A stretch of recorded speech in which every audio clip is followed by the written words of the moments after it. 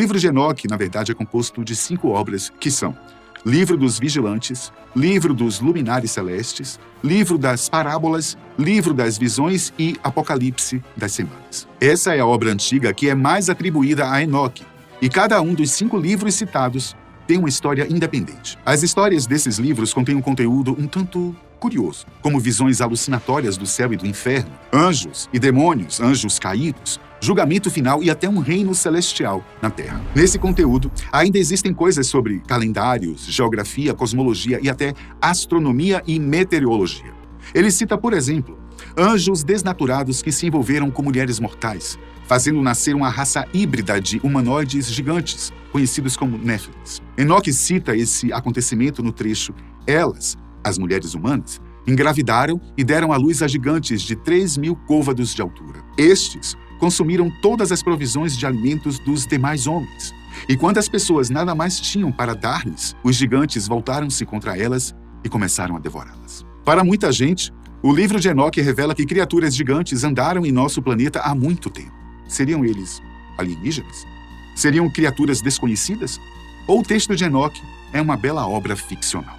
Além disso, não seria uma loucura essa história de anjos tendo relações com humanos. Vale lembrar que essa situação não acontece apenas uma vez na Bíblia. Em Gênesis, existe uma passagem em Sodoma que diz que Ló hospedou alguns anjos em sua casa. Quando os moradores da região ficaram sabendo, eles tentaram manter relações sexuais com esses anjos. Os Néfilis são citados 2 vezes na Bíblia, mas esses gigantes deixaram de existir no período do rei Davi, quando provavelmente todos foram dizimados. O próprio gigante Golias, morto por Davi, era um descendente distante dos Néfilins, apesar de bem inferior aos primeiros que apareceram no período pré-diluviano e que são possivelmente os principais motivadores da destruição do mundo antigo.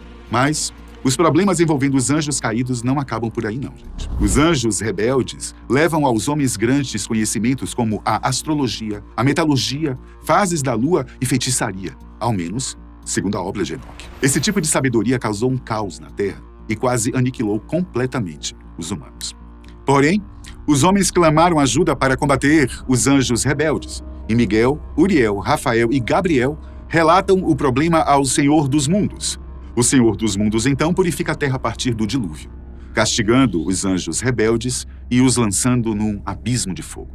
Outra coisa citada nos livros de Enoque e que causa muitas controvérsias é o fato de que o grande dilúvio já havia sido agendado antes de Noé por Enoque, que também tinha espalhado a palavra divina. O livro de Enoque conta muitas histórias de um tempo parecido com a atualidade, mas com algumas diferenças importantes. Antes do grande dilúvio, os seres humanos tinham uma enorme expectativa de vida, fato que alguns dizem que foi apresentado na lista de reis sumérios e a linha do tempo do faraó egípcio.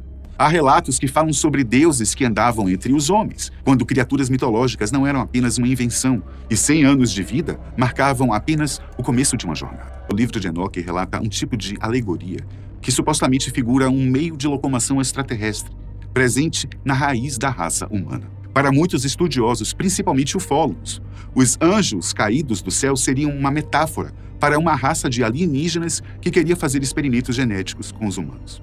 Será que o livro de Enoque nos faz revelações absurdas do passado e tudo depende de como iremos interpretar?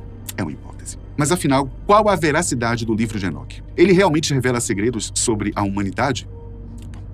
O livro de Enoque é muito complexo.